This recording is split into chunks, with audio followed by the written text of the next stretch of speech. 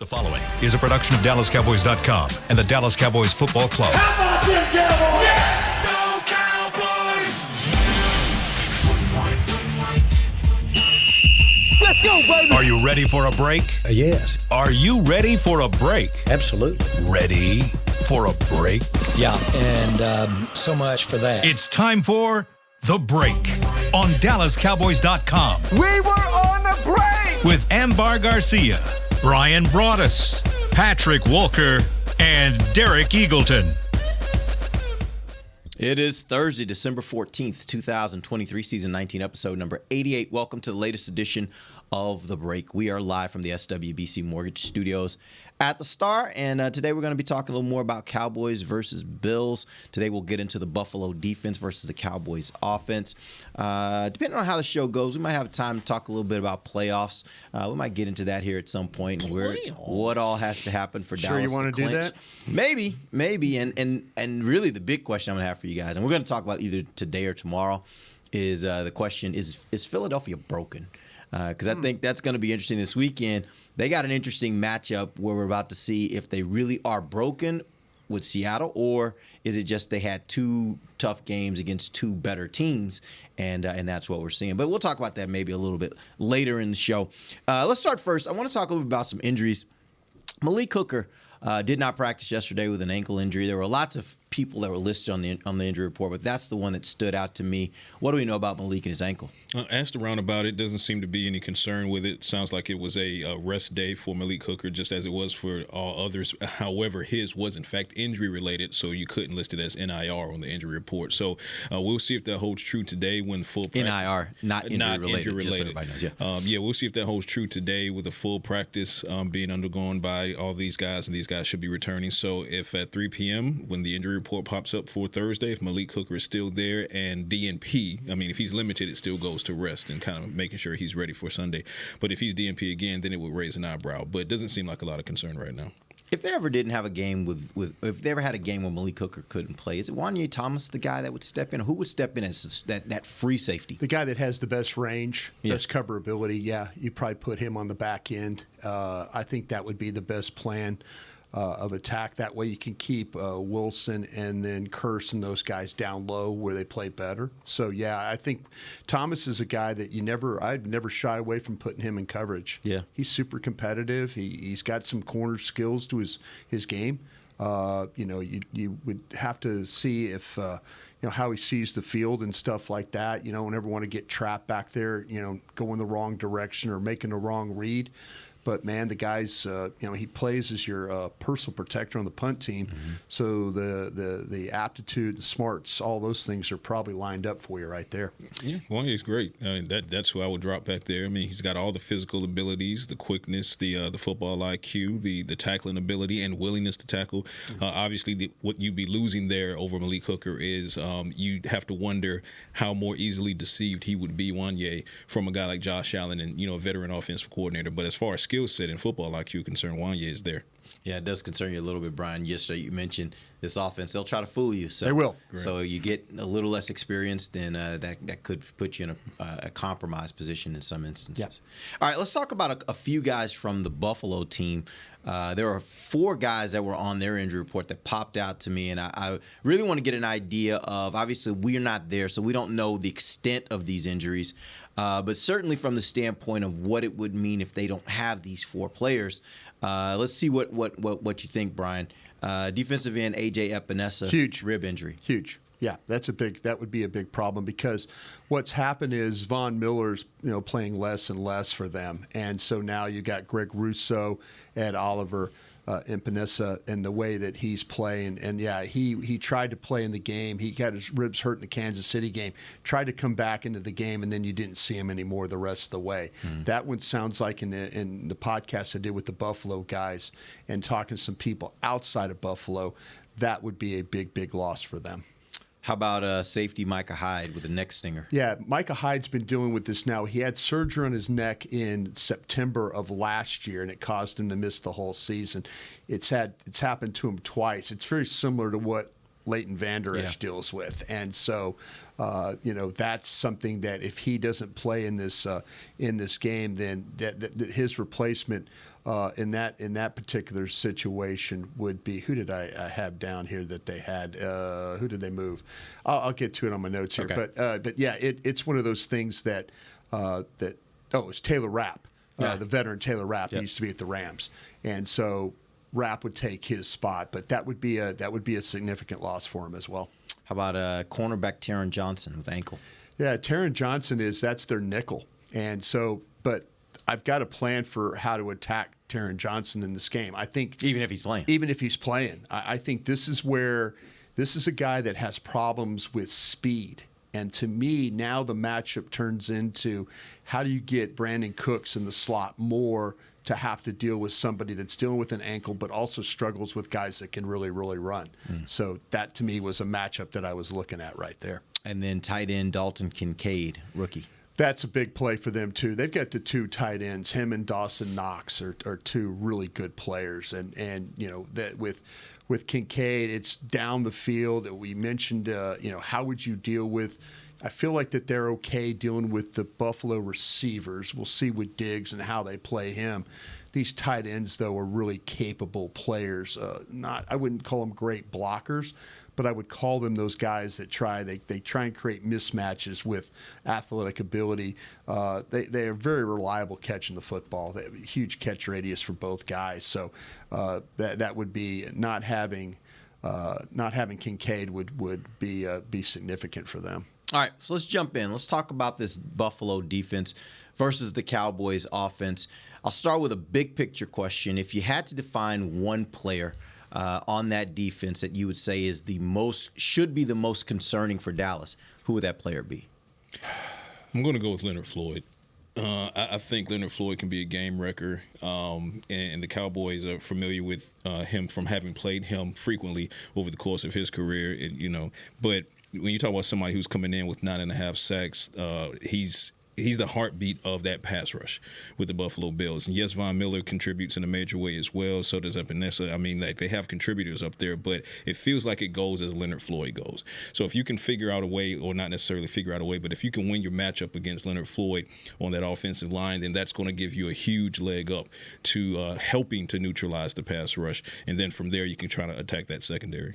Yeah, I would say that Floyd makes a lot of sense. I worry about Greg Russo going against Terrence Steele in this football game, and that because the way that Russo brushes you as a passer, he covers a lot of ground. His first two steps are like really long, and all of a sudden now, and the one thing that Steele has had over the problem is if guys can get the corner on him, can he get over quick enough to push that guy past the quarterback in the pocket and stuff? In the way he fights you too, the hand fighting, the way he breaks guys down, I do worry about that matchup there. Ed Oliver would be a guy in defensive tackle that you should be concerned about. Texas But the problem with that is that Ed Oliver is going up against two of your better blockers when you start to talk about Smith and then you talk about Martin. And those are your two inside players right there. And Oliver's leading the team in pressures and he's really good at defending the run.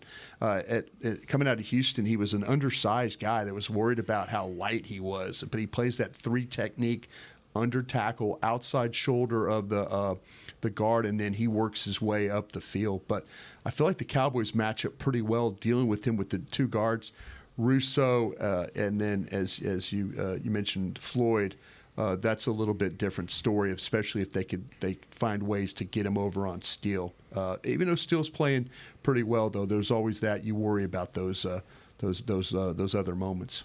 Yeah, I wouldn't point out a specific player, but like you guys mentioned, I think the D-line as a group, as a whole, they're really good with 4-man pressure when rushing the passer. Yeah, sure are. So Very much so. I would say if there's any area, and Brian, you're about to break it all down, but if there is an area, it would be just the defensive line, what they do all together. Well, you're absolutely right. That's their whole thing, their whole game plan is based on they really rely on their four-man front to carry the day because They're one of the best. They don't blitz a ton. And you can watch, and I went back and I watched, okay, sort all the blitzes for me. There were 5 in a game, and you're like going, oh, wait. And as you watch the Cowboys sort blitzes, there's 27 blitzes that, and some teams are really good at it. But, here's a team that could put a lot of pressure on you with the 4-man line. They're 3rd in the league in sacks. And that's what they do. They rush you with 4. And they have to rush you with 4 because if you look at their secondary gives up a lot of space. Yep. When you watch them play zone coverage, there are a lot of open guys. Tight window throws, they're one of the worst in the league when it comes to tight window throws. You can see it on tape. Rasul Douglas out there, we're all familiar with his game from Philadelphia. He's bounced around a couple of times. But if their 4-man rush doesn't get home, or you pick up the blitzes when they do, their secondary gets put into a world of hurt because they find ways to not cover the guys as tightly as they need to. Yeah, it's interesting. What jumped out to me is I noticed that they are a 4-man team the vast majority of the time, 25th in the league in blitz percentage. They don't blitz very much at all. Here's the interesting thing, and you mentioned the sacks. They're 3rd in sacks, 5th in sacks percentage, so they're getting home at a rate that's up there at the top of the league. Right. Here's the interesting part, though. When you look at just their pressures, they're all the way down at 14th in the league as far as their pressure percentage when they're in a 4-man front. Right. So it's almost like they don't always consistently get pressure, but when they're efficient. They get home. Yeah. They get home. They make the sack. Does it also it also suggests to me that maybe they don't get consistent pressure enough. Is that what you're seeing on tape? Is that they're not consistently getting pressure, but when they do, they get home? Yeah, it is. It's one of the things I watched, like the couple of games where the last 2 games where it's Philadelphia and then this Kansas City game. And when they don't get home, like I said, it's a problem for them because their secondary just can't hold up long enough in the back end. And so if you find a way to block these guys, and they've got legitimate pass rush. It's very similar to what the Cowboys do with the way that they play their front. Mm-hmm. And you get 4-man, but you get 4-man games. You get the twists and you get picks and all these things like that. So they know how to get those guys home. But when they don't, you do see completions. And that's the thing. If Dallas goes into this game with the idea, this is going to be a game, in my opinion, that the running backs for the Cowboys are going to be huge in this game, and I'll tell you why. Because the ability to be that extra blocker to help on the 4-man rush, but also, though, this team, when they do rush or they do blitz, which could be occasionally, it's slot pressure or it's secondary pressure. They use their linebackers in coverage is what they do. Yep. So now you're dealing with safety pressure or you're dealing with slot pressure. So Tony Pollard and Rico Dowdle, when they look, they're usually keying off linebackers. Now you have to be ready for the pressure that comes on the outside of that. Okay, where's that safety walking up and coming from? Where's that slot player? Because they'll run the safety over the top to cover a slot blitz, and they'll try and catch that, much like when the Cowboys used to do it with Orlando Scandrick. Yeah. Like he would line up tight to the line and then all of a sudden come flying down, and nobody would ever block him. Yep. They try and do the same thing. But how Pollard and Dowdle pick up actually help on 4 will be key, and how they pick up any extra blitz that they might see in this game. But they're going to need to get pressure because the problems that they have, it's not a secondary to me that is like as bad as like what we've seen with the Giants and some of the others back in the past. But you see completions on them. Yeah. And just because of the space that they give up. It'll be interesting to see how the Cowboys attack the linebacker core, like you mentioned, Brian, because of the 12 interceptions that the Bills have, 5 of those are to their linebacker core. Yeah. Their cornerbacks and their safeties have 1 or 2, but their cornerbacks aren't good with taking the ball away. It's also a defense that you mentioned, they play zone. They love to play zone. Yeah. Almost 81% of the time they're playing zone. Now, of course, you go back to week 5 and the team can try to flip that on you, high 49ers. Yeah. But Dak Prescott is playing at a different level right now, as far as it really doesn't matter if you're going to do zone or man, he's going to attack it. But the reason they go to zone is because they don't have a lot of confidence. Without Tre'Davious White on the field, don't have a lot of confidence, so they give that space to try to protect their guys. But in doing so, the Bills secondary is allowing one of the worst completion percentages in the entire league. It's over 70%, almost 71%. Yeah. So the plays are going to be there. The catches are going to be there to be made. And also I think they're at 2,900 yards allowed, passing yards allowed, roughly 1,500 of that is yak. So not only are you able to make passes and get catches against this secondary, but they'll give up the yards after the catch as well. And then you look at what CeeDee Lamb and Cooks and Jake Ferguson can do in that capacity. I mean, it's a favorable matchup for the Cowboys if, like Brian said, you can stop that front four. And if that means you have to, task Tony Pollard and Rico Dowdle with helping on the rare occasion they do blitz, then do so. But yeah, there's lunch to be had for Dak Prescott. All right. Would you have something else, Mark? Yeah, they're small at linebacker, and that's why teams have had some success running the football at these guys a little bit, and that's what you got to have to deal with. This might be a game where Dallas tries to run the ball a little bit more. Matt Milano out for them, that injury that he suffered in Week 6 just really crushed this linebacker crew. He's really good at playing the pass and playing the run, and so they've struggled now with some of their size at linebacker. And people have taken advantage of that. And by the way, I just got a report that Hooker should be available for this game, so don't worry about him. Awesome. Great. All right, we're going to take our first break. When we come back, we'll talk a little bit more about some strategies maybe that we might see from Dallas offensively when it comes to taking advantage of these wide open targets, as well as the running game and where they can maybe take advantage of the run defense that may be a bit undersized. We'll talk about that when we come back. This is DallasCowboys.com radio. Todd thought it would be secure to jog in the cheetah savanna. Todd believed the big cat repellent he bought online was reliable. And now, Todd is trying to be faster than this cheetah that can run 80 miles per hour. But the good news is, Todd has AT&T 5G that is fast, reliable, and secure. And he learned the best thing to do is stop running and toss her the backpack with the beef stew. AT&T 5G. Fast, reliable, secure. It's not complicated. 5G requires compatible plan and device. 5G may not be available in your area. See att.com/5G for you for details. Cowboys fans, after that move, we've just coined the term Rowdy Replay. Let's roll back the tape. Okay, there's our mascot Rowdy cheering on the boys. And now he's on his phone, on his Bank of America mobile banking app? Staying on top of his finances with his virtual financial assistant, Erica. Bank of America's digital tools are so impressive. Cowboys fans just can't stop banking. Learn more at bankofamerica.com/can't-stop-banking. Erica is only available in the English language. You must download the latest version of the mobile banking app, only available on select mobile devices. Message and data rates may apply. Member FDIC. Welcome back into Dear Doctor, the show where I answer life's questions with an ice-cold can of Dr. Pepper. Sheila, let's hear from our next caller, would you? Dear Doctor, my friend supported me during a tough time, but what's the right gift that says, thanks for being a shoulder to cry on? Okay, this one's easy. I say give her a delicious Dr. Pepper.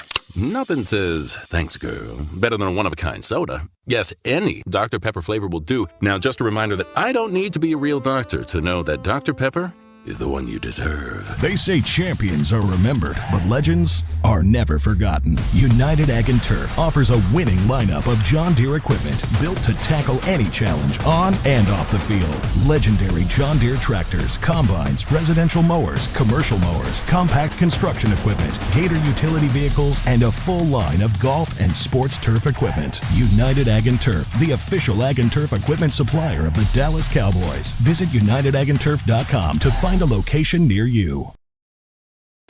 Back to the break. Wrap up your holiday shopping with all things Cowboys. Visit a pro shop near you, or log on to shop.dallascowboys.com.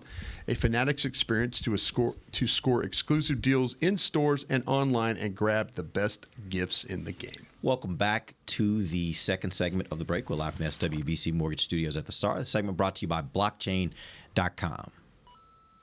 Ding. All right, here we go. We're diving back into the Buffalo defense to kind of give it some context. We were talking about the wide open nature of what they give up in the passing game. They are 7th right now in the most attempts allowed to wide open targets. About 25% of the time when you got a pass attempted against this defense, the receiver's wide open. Yeah. That's a lot. That's a quarter of the time. That's a ton. And then when you think about the pass rush and what they can really create some challenges from the pass rush standpoint, it makes me wonder if this is a game where we should see, at least early, a lot of the quick passing game just so you can get the ball out, because it looks like they're going to have some open targets. There are opportunities for you to do it, especially if you're scheming guys.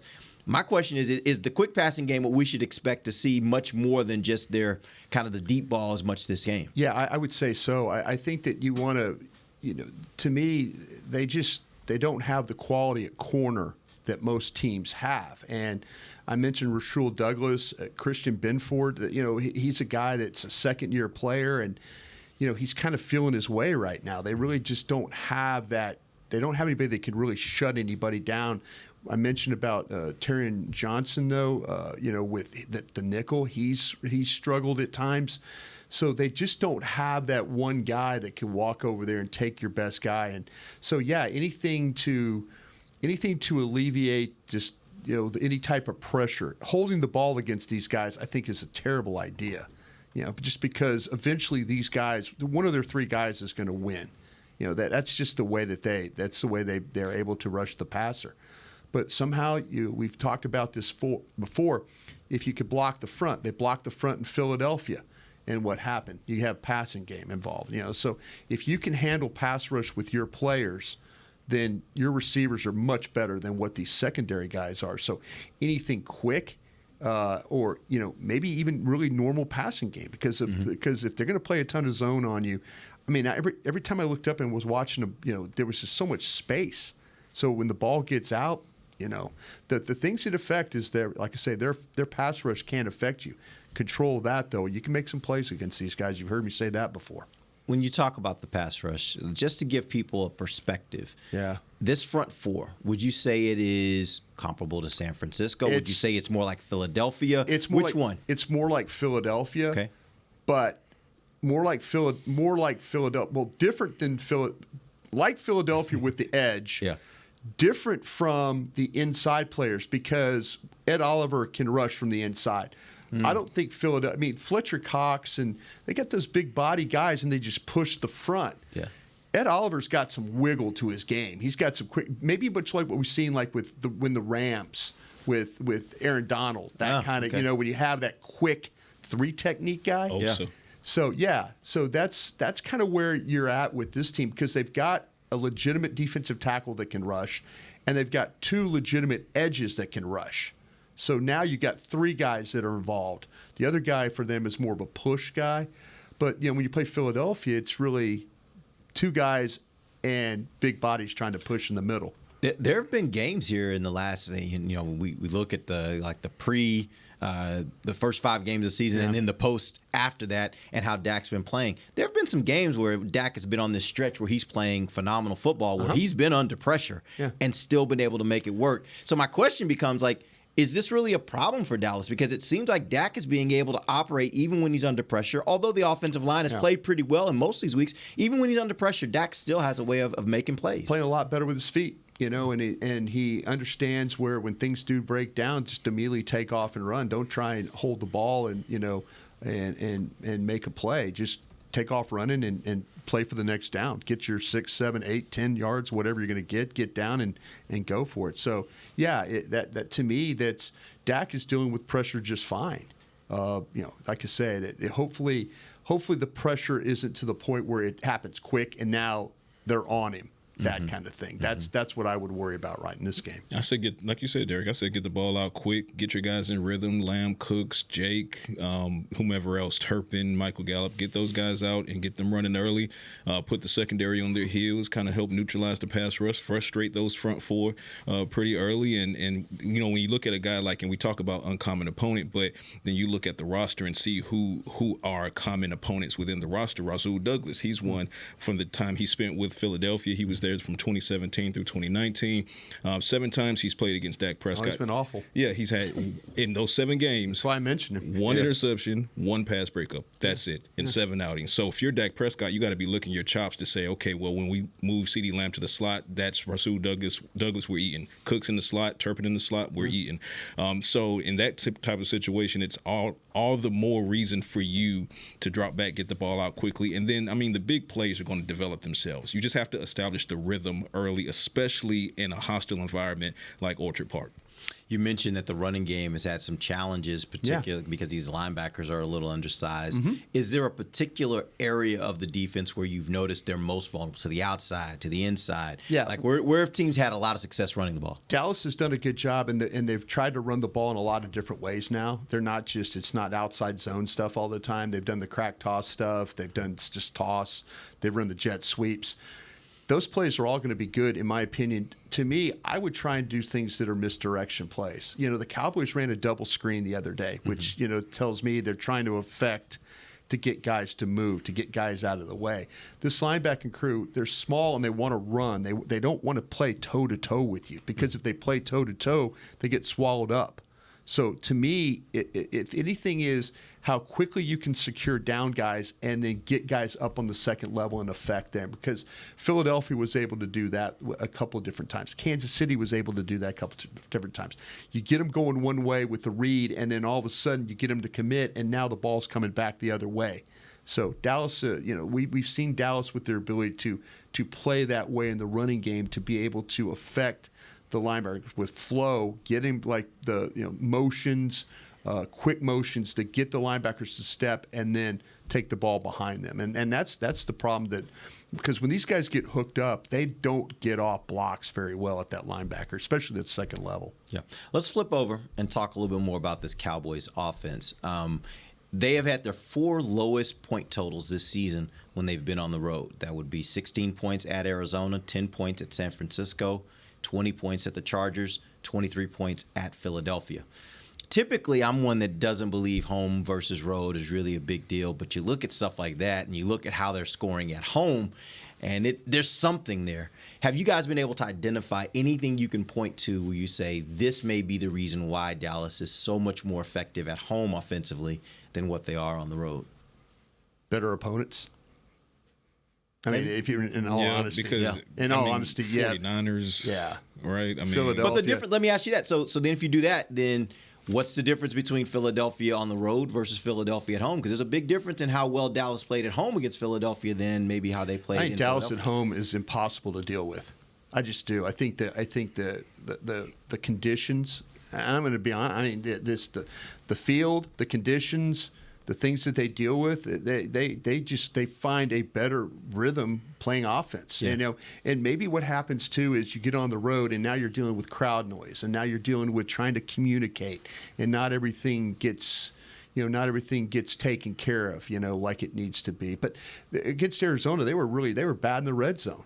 They were just really bad in the red zone. Have they fixed that at this point? Yes. I think they've gotten better at it. I think they actually have gotten better at it because they've been more willing to use Dak if they have to. But the receivers are doing a good job. You get guys like Turpin involved. He's had a couple of catches down there. Ferguson making plays. Cook's making plays. They've gotten guys. Gallup had a touchdown the other day. They're getting guys involved in this thing. The schemes have been good. The ways that they've been able to operate, the running backs running the ball better. So, I feel like they've gotten better in that red zone stuff. And they have. And to answer that question, statistically, I was doing some science lab last night, and it's up on the .com right now. Shameless plug. Check it out. But one interesting stat I came across was the red zone efficiency for the Cowboys. Obviously, a huge talking point over the first trimester of the season, even first portion of the second trimester. But as we have this conversation, Cowboys have scored inside the red zone 71% of the time over the last 3 games. That's good enough for 6th best in the NFL. That's good. Yeah. Now, guess what they're going up against? The Buffalo Bills defense has allowed the opponent to score inside the red zone 88% of the time in the last 3 games. 46% completion percentage down there. Yeah, 46. So almost half the passes thrown in the red zone are complete. The Cowboys over the last 3 games have heated up in the red zone, and the Bills are ice cold as far as stopping teams from scoring in the end zone. Yeah. That's the only challenge this offense really has found also. Like, they get moving, and when they start moving, it's hard to stop them. But the red zone has been the issue, and that's amazing. They're not going to get much resistance from the Bills defense in the red zone. That's one of the issues that they've definitely gotten better, the red zone. Because I'm going back to the beginning of the season, some of the things that we were talking they were still moving the ball pretty well, and it's always when they hit the red zone, they just couldn't get in and get the touchdown. And I'm going back, the away games hasn't been that, yes, the losses have come from away games, but it hasn't been that terrible. You go back to the game against Philly. that was a very close game. That it came down to inches and all that. You didn't handle the 911 situation very well there. But very close. Could have possibly been a win for the Cowboys. Then you go to the 49ers. That's whatever. We got Okay. We know. We know. When they play against the Giants, you completely dominated them, scored 40 points, and then with Arizona, they were sleepwalking. Yeah, but my point, I guess that's the point of it, is the 4 times this season when they've had the lowest points scored on offense, they've been on the road. Yeah, they've had some outliers the Giants game on the road where they scored a ton of points. But even I think we all came out of that game even saying offense it wasn't really clicking exactly as you wanted field goal. Yeah, you had some defense. It was just other things that were going on in that game that kind of made that score what it was. Yeah. Now, again, a lot of that happened in the early part of the season, in which case now we think the offense has made some changes and they are playing a much different level, a much different type of game than they were playing back then. But the road was the road back then. They've improved on things that they've improved on when you start to talk about pre-snap motions and things like that, and it just every week it's gotten better and better, and to the point when you look at week 5 was kind of the watermark where we say, okay, things flipped. From that point on, that their motion stuff's up about 8%. Yeah. They went from being one of the worst teams when it came to pre-snap motion to at least middle of the pack, respectable pre-snap motions. And, whether it's coming across or going out, they're finding ways to set plays up with their motion. And as long as they keep doing that, they'll be fine. Yeah, I'll tell you this. I really want to see – I'm very interested to see what they do this week and what they do next week, because that will tell me a lot about their capabilities in the playoffs. Yep. Because if they continue to have lackluster offensive performances in these next 2 games, then you have to start saying it's something about the road that's different than at home. Yeah. And the likelihood is, if all things play out as a lot of people expect them to, Dallas is going to have to go on the road if they want to get to their ultimate goal. So I think these 2 games will do a lot for telling us what we should expect from them in the playoffs based on how they handle these 2 road games. Yeah. All right, we're going to take our final break. When we come back, let's jump into the NFL, NFC. Let's talk a little bit about some of those teams. And, man, it's gotten crazy down there at the bottom of the NFC playoff race. There are a lot of teams that are involved, including one New York Giants team that is making a push. What a time to be alive. All right, we'll be back. This is DallasCowboys.com radio. Todd thought it would be secure to jog in the cheetah savanna. Todd believed the big cat repellent he bought online was reliable. And now, Todd is trying to be faster than this cheetah that can run 80 miles per hour. But the good news is, Todd has AT&T 5G that is fast, reliable, and secure. And he learned the best thing to do is stop running and toss her the backpack with the beef stew. AT&T 5G. Fast, reliable, secure. It's not complicated. 5G requires compatible plan and device. 5G may not be available in your area. See att.com/5G for you for details. Don't put off getting your oil changed, Dallas. Take 5 Oil Change, a proud partner of the Cowboys, is faster than you think. There's no appointment needed and no waiting room. Yep, you heard that correctly. Take 5 is so fast, you don't even have to get out of your car. You can take advantage of Take 5's fast, friendly, and simple service at any of their locations across the Dallas area. And remember, at Take 5, you stay in your car because they're faster than you think. Take 5, the official oil change of the Dallas Cowboys. It's the official men's skincare brand of the Dallas Cowboys, Jack Black. And right now, Cowboys fans can get 15% off their $75 order. Plus, because every deal needs a playmaker, your order will include a free 5-piece skincare set and free shipping. The Jack Black Playmaker is 4 of Jack's favorites and a full-sized intense therapy lip balm. Make a play for the Playmaker at getjackblack.com/Cowboys with the code CowboysVIP. That's getjackblack.com/Cowboys with the code CowboysVIP. They say champions are remembered, but legends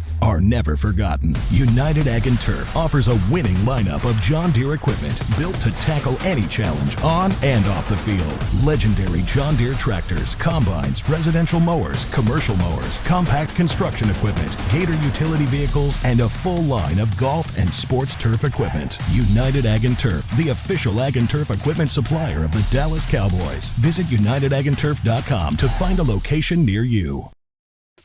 Back to the break. 'Tis the season for youth football and dance camps presented by Invisalign. Don't miss your chance to learn from the Dallas Cowboys cheerleaders and former NFL players at AT&T Stadium on December 22nd and 23rd. Celebrate the holidays with the Cowboys. Register today at dallascowboys.com/camps. Welcome back to the final segment of the break. I'm laughing at AG over here. She's not happy. Pressure points. Final segment of the break. Quit. Live from the SWBC Morgan Studios at the Star. If you speak Spanish, then we may have a job for you sometime Dang. soon. Because Miss Garcia You're over not here. even gonna stop me. No, I'm gonna try. I'm gonna try. But one thing I've learned about you is when you get it in your head, don't worry, he'll bring you back, man. They always come back. He'll always come back. She'll be back. He'll let things die down for about 6 months, and then he'll go, "Hey man, what are you doing? Hey, Brian, you thinking about doing any shows?" Once you're on my team, you're always on my team. You'll never Derek's get away. really good at letting things just die down, and everybody forgets about you, and then all of a sudden you show up, and they're like, "Wait a minute, when do we bring Broadus back?" You never get away. That is true. Keeps drawing you back in. All right, let's talk about the NFC. Interesting here, man. It's gotten really interesting. Let's first start with the Cowboys. Have an opportunity this weekend to clinch a playoff spot, which, let's be clear, the likelihood that Dallas clinches a playoff spot is like 99%. They're going to clinch it at some point unless there's some sort of epic fail on their part going down the stretch. But they can clinch this weekend with a win, and there are 14 other scenarios or 13 other scenarios that could also allow the Cowboys to clinch if they should lose the game this weekend. So suffice to say, there's a pretty decent chance, depending on how you think the game's going to play out with the Bills, there's a good chance the Cowboys will be in the playoffs by the time we get to next Monday. That all being said, you look at the standings right now, you got the top 4 teams that are clearly ahead of everyone else. You got San Francisco at 10-3, Dallas 10-3, Philadelphia at 10-3, Detroit 1 game behind at 9-4 after they take a loss. They're starting to get a little wonky there. I was really high on Detroit, but I'm starting to wonder now. Starting to wonder now, like, was that fool's goal a little bit? But we'll see. But then you get down below that, and you're talking about Minnesota at 7-6, Tampa Bay at 6-7. Green Bay at 6-7, the Rams at 6-7, Seattle 6-7, Atlanta 6-7, New Orleans 6-7, and then if that's not enough, you got the New York Giants at 5-8 and Chicago at 5-8. Both those teams had a little bit of success, definitely in the last week. The Giants now are on a 3-game win streak, including the win last week that they got against the Packers, who are also a playoff contender. So here's my question for you guys: we know those top 4 teams.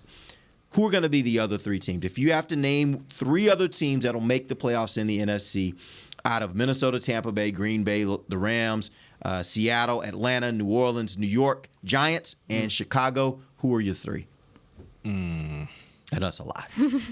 It's a muddied mess below that top 4. So let's say San Fran, Dallas. Who does Detroit take?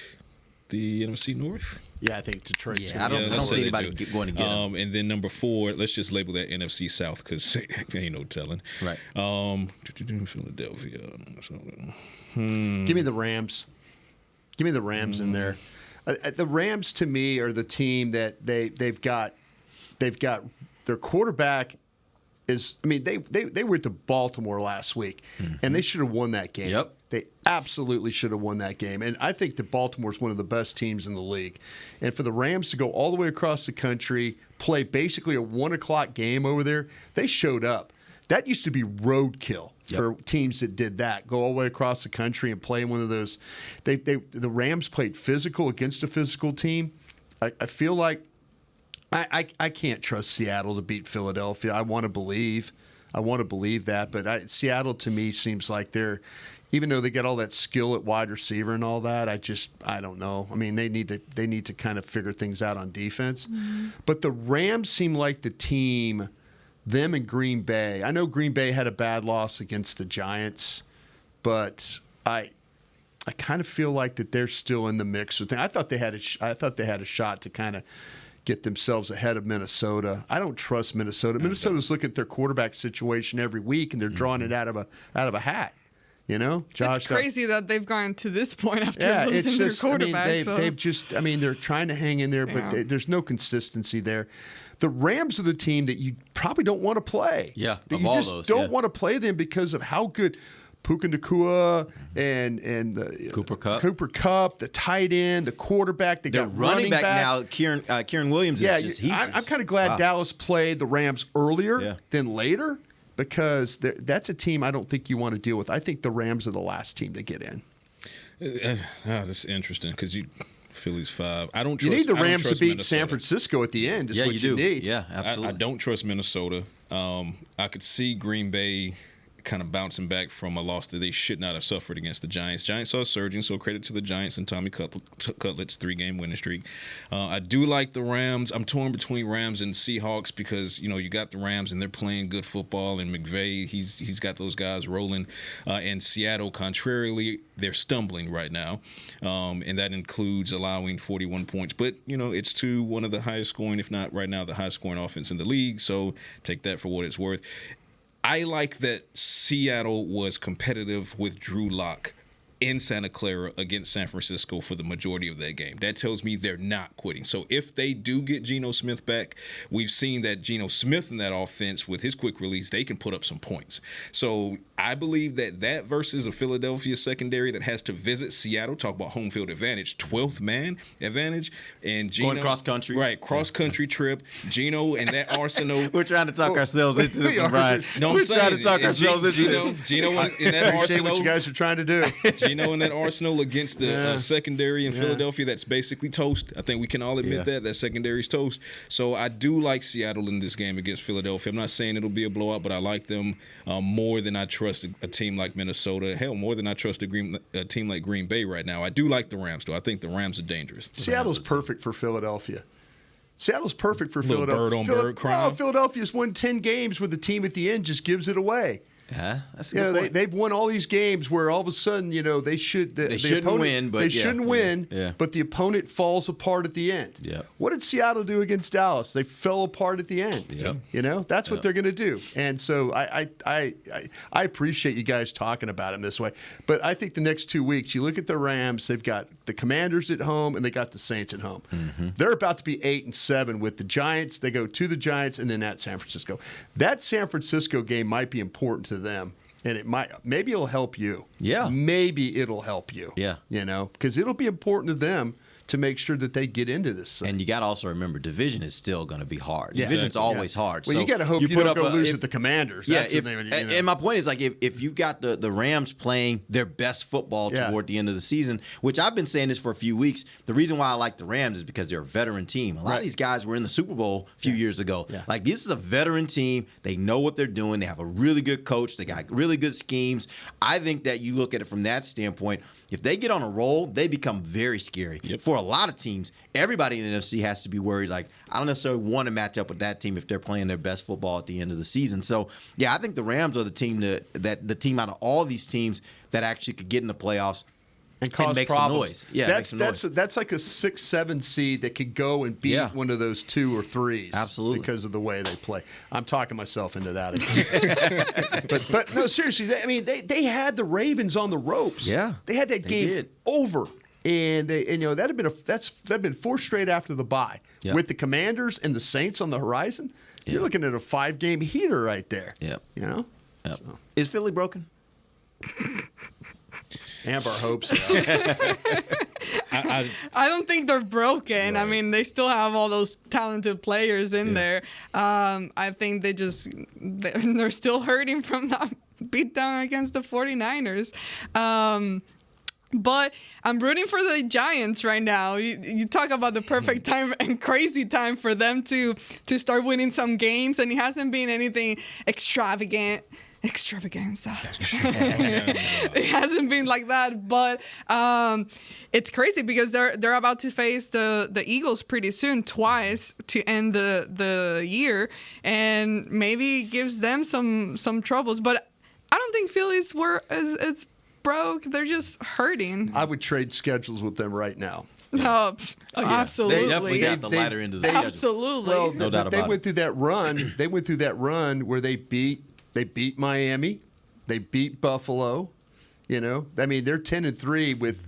Now they're going to play. I'd love to play Arizona again. You caught Arizona at the wrong time. Yeah. You caught the Rams at the right time, Arizona at the wrong time. Right. So, but to me, the Phillies capable of scoring points. The problem they have is they can't stop anybody. Mm-hmm. That's their issue right now. Yeah, they're beaten, they're bloodied, they're not broken. The offense is not broken. The secondary is broken. Yeah. Are you sure? And that's really where I was going when you say the offense isn't. Well, but I'm saying when you say the offense isn't broken, like you go back to what Nick Bosa said. Yeah. And since they've played that, like. We will see this weekend if they have the horses to do it, but he's like, we got the blueprint out there. Can you do it? It's what you just said. Yeah. If Seattle has the horses to do it. Yeah. Cowboys and the 49ers have the horses to execute the blueprint. Yeah. Maybe Seattle does. We'll find out. But do the Giants? We'll have to find out. These are some of the lesser teams who are not of caliber of the Cowboys and the 49ers. But offensively, is Jalen Hurts and that offense lighting the scoreboard up? Nope. They need to figure some things out. But they've shown that they can score points. More often than struggling to score points. So I think they'll figure that out offensively, however they need to. But defensively, the defensive line is what it is, which is great. But that secondary, it's lunch. It's lunch. It's time for the Eagles to say, Jalen Hurts, start running. Yeah. Now become a runner. Which it looked like they were trying to do that last week. Yeah. They didn't do it enough. He jumped out early. We're to the point in the season now that we got to make sure that we win this division. Yeah. You start running the ball. Yeah. And do whatever you it have to takes. Do whatever you have to do. Yeah. We're not keeping the bubble wrap on you anymore. You run the ball. Contrarily, New York Giants, whatever it takes. Whatever it takes. Quick update. Just got to update. Malik Hooker is expected to be limited in practice today, so ramped up from yesterday's work. DNP from the walkthrough, so he's trending toward, like Brian said, being available. So, all right.